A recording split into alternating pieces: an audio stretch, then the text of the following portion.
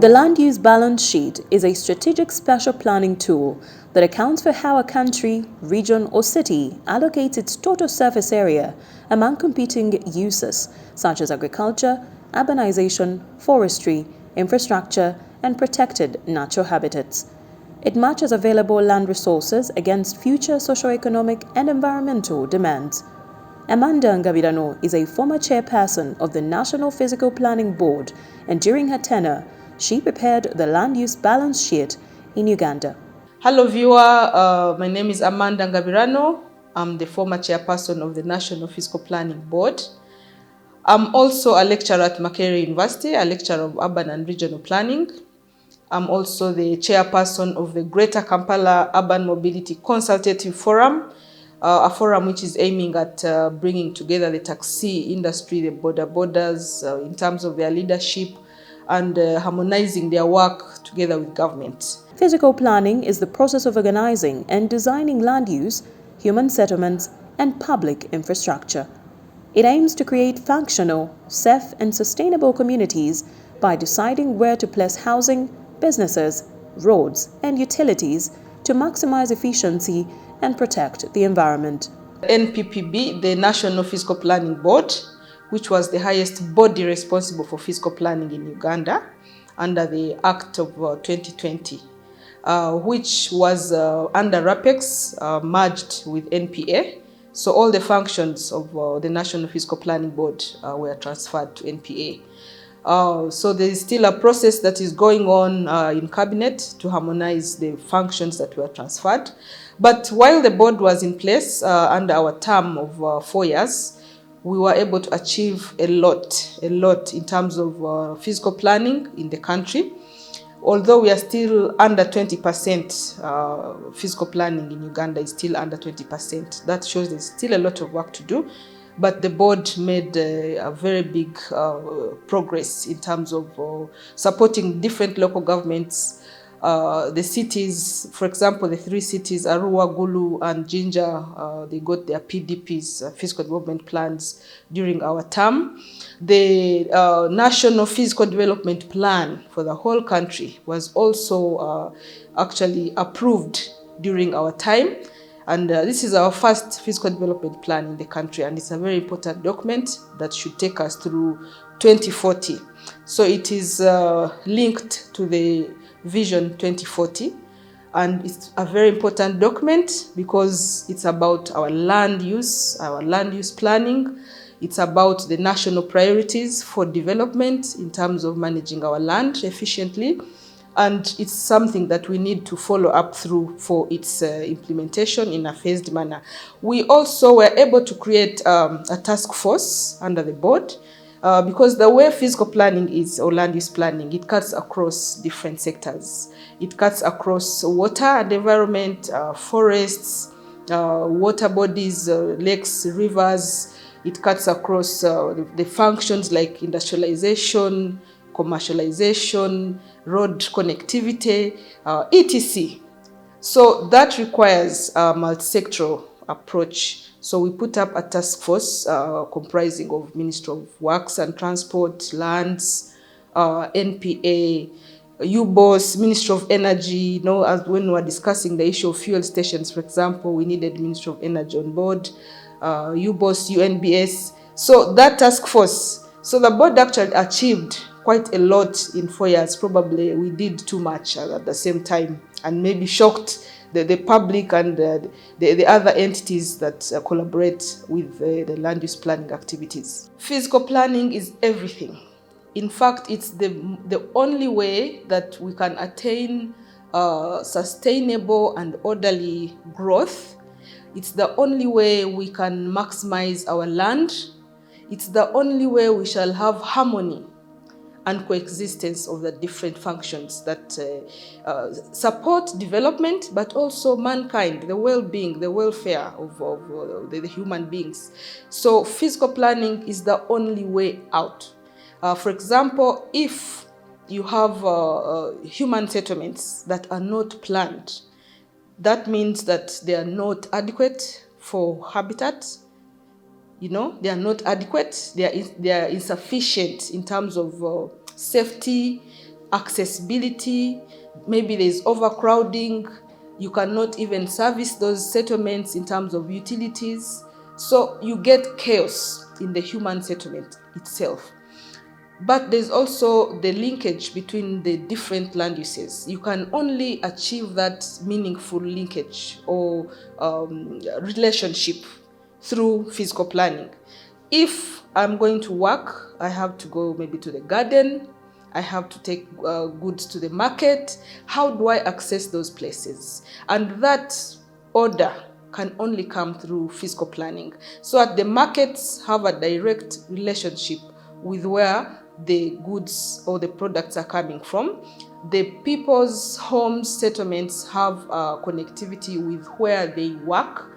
The education facilities, the health facilities, that relationship. Now, the road connectivity also matters. When you plan for all those land uses and their meaningful relationship, you will achieve what we call efficiency in terms of operations and economies of scale. So it becomes much easier. If you have a piece of land and you'd like to have agricultural products, you'd also like to have a factory, let's say packaging, processing and packaging. It's much easier when you plan for that piece of land to ensure that there's efficiency and also the benefits that should come. But also physical planning enables a good distribution and balance of functions, such that there is no imbalance in terms of over-provision. Like most of our urban areas, you can see that they are so dense. Everything wants to be in the same place. Developers want to crowd places. If you also take an example of petrol stations, putting them everywhere is not the correct thing. There should be some form of order, distribution, which is well balanced and not over provision and under provision, or incompatibility, which means that the land uses cannot exist harmoniously. There is conflict. And a good example is usually industries in residential areas, that you'll have pollution, noise. The type of traffic that is generated for industries is different from the type of traffic in residential areas. So you'll have road safety issues, that is conflict. And also having a primary school or a nursery school in the middle of the city, in the CBD, and kids have to walk home, you're going to have road safety issues. They will have conflict with traffic, vehicular traffic, but also the noise, the environment for them is not correct. Like also putting a primary school level, like on an expressway or a highway, is also not correct, or a market on a highway. So you get incompatibilities, which actually result in death sometimes, but also the quality of public space dies. Then this is obvious. Physical planning is very important for beautification. A planned environment looks more beautiful, whether rural or urban. When you see the setting of crops, let's go agriculture. If it's sunflower, if it's maize, if it's rice, if it's avocado, and you see that there's a section of each, it is zoned, there's zoning of it. It looks organized. It looks organized. And that also requires a meaningful working relationship between the different sectors. So physical planning is the only way that brings different sectors to ensure that they work together for proper development of a country. That's why the National Physical Development Plan is very, very key. And the land use planning is a factor that should never be ignored. Every inch of land contributes to development, so it should be planned. You see, land, everything is done on land for production. We might use technologies to enhance productivity. We might use different innovative approaches, but still land is the core of the whole story. So when you look at the land cover in Uganda, the 239 square kilometers, 239,000 square kilometers, and you look at the different distribution of that land, the water bodies. If you look at the bioregion, that the Nile, the Choga, that already takes space. Look at our hills, our mountains, that is space, which is taken. Then the conservation areas, the national parks, the forest cover, that is taken. When we focus on the agricultural sector, which is about productivity, it's about exports, it's about food for us as citizens, as a nation. The agriculture sector right now, it has 108,000 square kilometers. And out of this, only 64,000 square kilometers is arable. This means that only that portion is what is going to feed the projected 61 million people by 2040. That will not happen. To be able to feed the 61 million people by 2040, there needs to be like an increment of about 26% of the arable land that we have. That implies that mathematically we need about 80,000 square kilometers available by 2040 at least. And that leaves a deficit from the 64,000 which is available.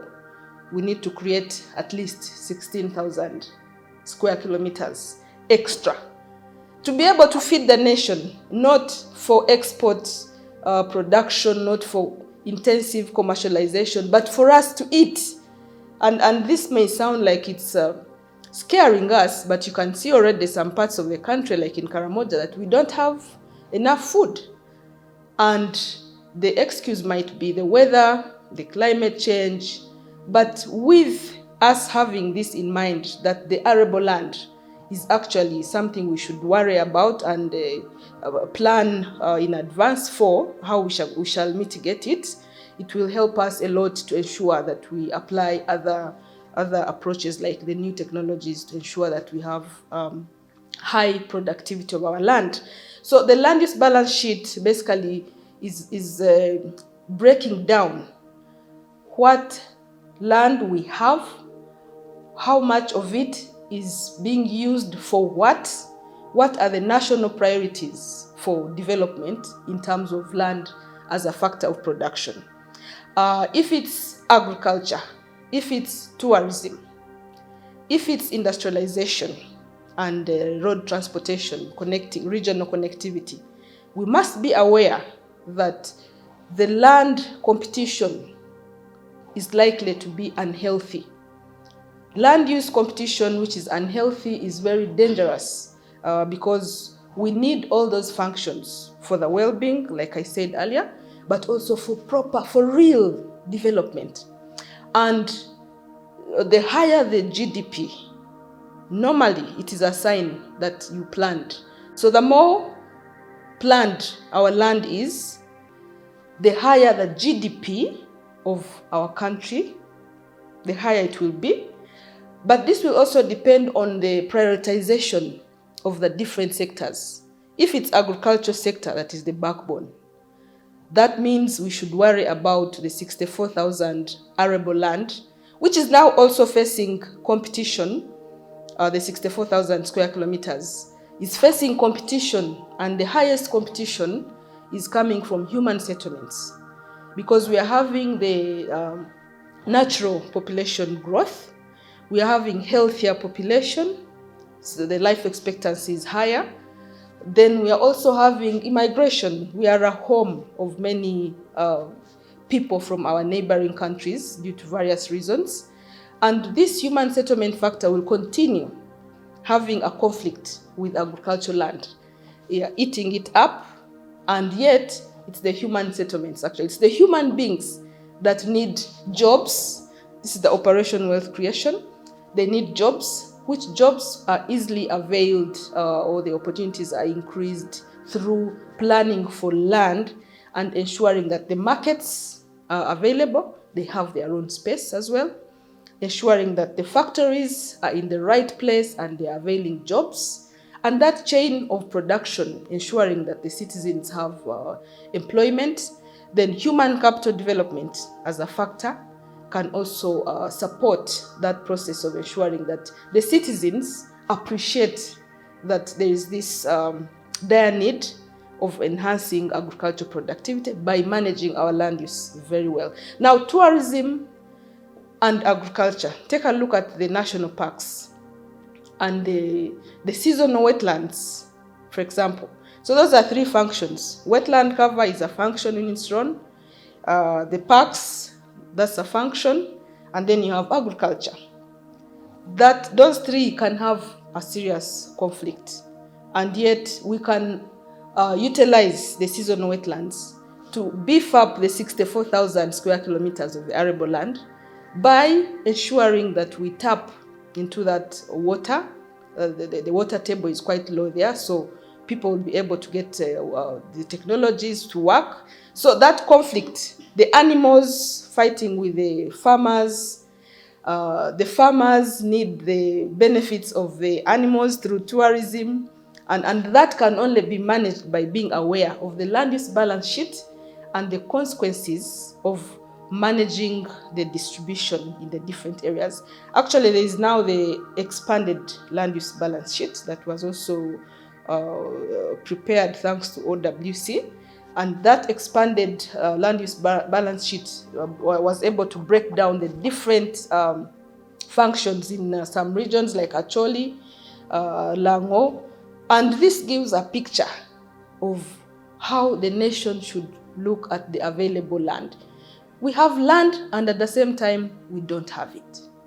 The Chief Coordinator of Operation Wealth Creation, retired General Caleb Akandwanaho Salim Saleh, appreciated Amanda Ngabirano's land use balance sheet and has shared it to various Ugandans to plan for future land use. Slide number 1 is composed of an advisory note from Amanda Ngabirano. She's asking us, do we understand the land use balance sheet in Uganda? Because the land is the factor of production.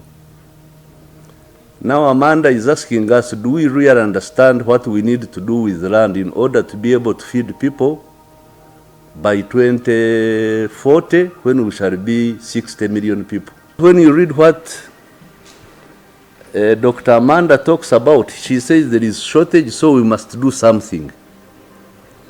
Then Vincent says we must do something, but we shouldn't touch land for conservation.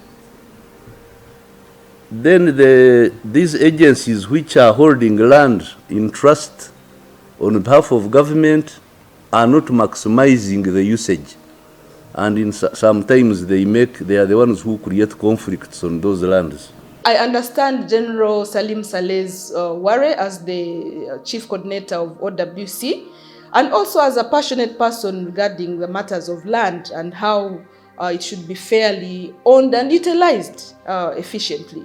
The worry he has is the worry I have as a professional in this field of land use planning, that we have the land and we also don't have it at the same time. That we have the needs to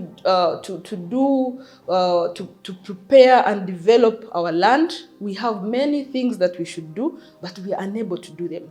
So there is the aspect of ownership and the history of land conflicts, but there is also the fact that the food will not be available if we don't reutilize our land appropriately, if we don't plan for it. And I mean, that is like the minimum. A nation should be able to plan to feed its citizens. So that worry that he has is valid, and it calls for first accepting it. And what OWC is doing now is very good, because they are breaking it down and trying to see what should be resolved. For example, the Land Use Management Center that was launched recently, that was a very good step, that we have things like truth-telling, education, appreciation of the history, and refocusing our needs, our land use needs to the future, selflessly, without being selfish individuals. So we need to look at public interest. And General Saleh is also focusing on the public interest. It should not be individualism. It should actually be everything we are doing about land should be for the public interest.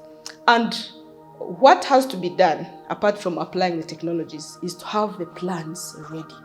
Right now, every local government, every municipality, every local council, every city, every district should have a physical development plan. In fact, all the energies right now should go in that direction. And that plan should also have a detailed zoning plan. Like you see in Chilema, what happened. The fact that the piece of land had different ownership issues, history of conflict, but with a plan and negotiation, discussion with the citizens, and for them to see the value that will be added onto them, is a process that requires first have the vision. The visioning is very key. Then the land use balance sheet will make a lot of sense. But for now, we need to focus on the key sectors. Industrialization, because we are looking at employment creation. We need to look at the agriculture sector. And regional connectivity. There are so many aspects that we can benefit from our neighbors and vice versa. Then the human capital development. You can see the general also in his Chirema pilot. He was able to do the human capital development of the citizens of that area, for them to accept the discussion, to be part of the chain of production, and to benefit. The place now looks like it's not in Uganda, in rural Uganda. So that also brings me to the aspect of, let's not look at land use planning as a city or urban activity. Both urban, rural, peri-urban should be organized for us to be able to utilize our land properly. This is more efficiently done through land use planning. His Excellency the President, I think, has also been having the same attitude of the public interest and ensuring that everybody has a fair ownership of land as a citizen of the country. And I can see how he has supported, for example, the factor of protecting wetlands. Don't you have eyes to see a swamp? You yourself. But what is the consequence of going into the swamp? Desertification. Uganda will become a desert. Can we afford that? Because it affects the rains. 40% of our rain is because of the wetlands. That is something that is very, very important, the conserving of nature, and the examples he uses are very, very nice from the Bible, indicating how God actually created them for what? The ecological functions. So for me, I see the role model in His Excellency the President towards land use planning, very, very meaningful, and we just need to break it down and assign the different entities on what each of them should be able to do. If it's tourism protection, we have to send it to the Ministry of Tourism. If it's land use, Ministry of Lands and NPA. So for him, I think the issue of resolving land, he has achieved quite a lot. And we need the support of the kingdoms, the land that is under the kingdomship. We need the support because, for example, if you look at the Greater Kampala metropolitan area, the history of planning, the Milo land, then the kingdom land, it's difficult. The Bibanja owners, it's very difficult to see Greater Kampala planned for in a meaningful way. But using the Kirema example again, all that is possible.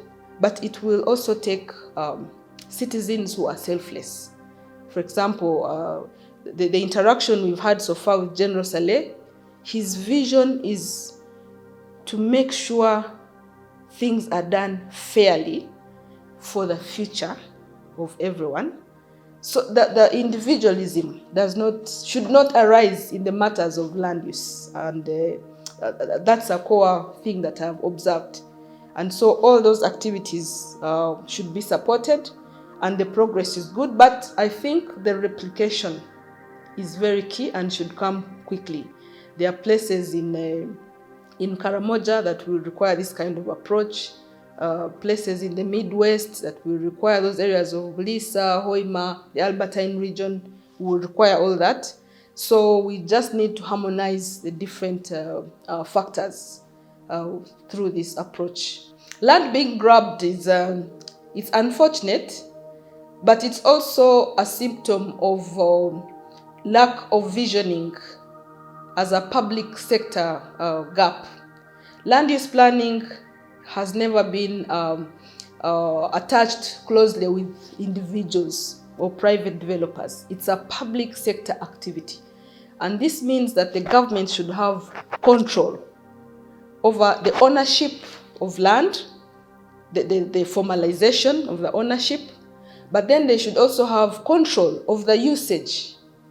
So the moment there is a gap in the public sector role of physical planning or land use planning, the individualism takes advantage of that gap.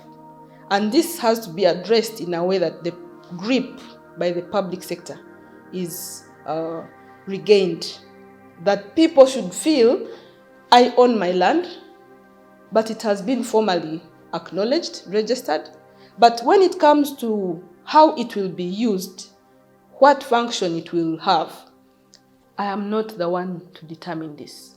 This message has to be sent to the general public, that the land use will be guided by the public sector, which is government. And that's why when there's a gap, the private individuals, both rich and poor, tend to start grabbing. Now, when there is no formalization also over a long period of time, and there is absenteeism, and land, like I mentioned, it's available and not. You drive through the country, you think, wow, this is empty, beautiful land, but you cannot utilize it, even when you have a good project for the citizens in that area. You can't utilize it. So the owners there can be supported to appreciate that I own this land, but what is this land giving back to me? What am I getting from this land apart from it being there and I have no food, I have no money for my children's school fees, I cannot have the luxury to enjoy myself, but all I have is land, which is a factor of production. You see the issues of land conflict. There's a theory of blame of colonization or colonialism. There is a theory of blame of inheritance. There is also that of lack of formalization. Things passing through hands in a mutual way from one generation to another. But we shall not continue living in the past like this about this land conflict issue. So what I think should be done is exactly, part of it has been done, like that land management center that has been launched. Let us open up the truth about why we need the land, why land is key, why land is important, and why the conflicting land can keep us behind in terms of development. Conflicted land is unavailable land, and conflicted land is land that causes social tension, and this tension can be passed on from generation to generation. Any city, any local government, any geographical area without the social stability, without social cohesion, is vulnerable to any shocks that can happen. So land deconflicting is a very urgent issue which will require all of us, but mostly the citizens. Now about the land use maximization. Normally it is because of the densities, the urban densities, the numbers of people and the competition between the land uses I talked about, the intensity of activities. When that happens, that means that the value of land in urban areas will automatically be higher than that in the rural areas. And because you need to also maximize on the costs vis-a-vis the revenue, the expenditure vis-a-vis the revenue. You need to maximize the space that you are going to use for business, for office, for production in the urban areas. That's why we have the high-rise development, the vertical growth or building is normally trying to utilize space efficiently or maximally, so that you can get the most out of it. You are not going to start setting up a two-roomed bungalow on Kampala Road with that value of land and vis-a-vis the costs of operation and what you need to do within the city. This is a natural land use development trend. And it comes also when you see the town councils growing, developing, you observe that the citizens are becoming aware that now I need to utilize my space efficiently. It's just like the zero grazing people who have like 6 cows and it's just in one place, but they have so many liters of milk, they maximize through other means, other measures. So that is something that is naturally a land use planning thing. But again, because of the population increase, if we are planning for high income residents, the high income residents can afford spacious land and put their bungalows there. But the low income earners may not afford for them to have decent housing. Like I mentioned, human settlement is a very serious competing land use. So to have decent housing in a compact way, housing many people within a small piece of land, you will need to go high rise. So you have a form of studios and everybody can afford. Our students, for example, now, when you ask them where they will stay, they don't know, because the human settlement factor has not taken care of that student type of decent housing in a compact way as they begin life. So human settlements are very important also, looking at the population growth again by 2040. So OWC, I see, has done very much and a lot, and there is still room, especially for land use planning, land use aspects, because wealth is closely linked to land, and land which is organized, planned for, will give us wealth, will make us wealthy. So the chief coordinator of OWC, General Salim Saleh, is doing a great job, and I'm so happy that he understood my land use balance sheet, because I had been explaining it and he understood it very fast and took it over, went to HE and also got an interpretation of it. So I think we should keep this conversation going, and most importantly, allow our citizens to learn process by process, as they said. Thank you very much. Uganda's future land use is defined by rapid urbanization, agricultural expansion, and climate pressures reducing forests and wetlands. Built-up areas and commercial farming are projected to grow significantly.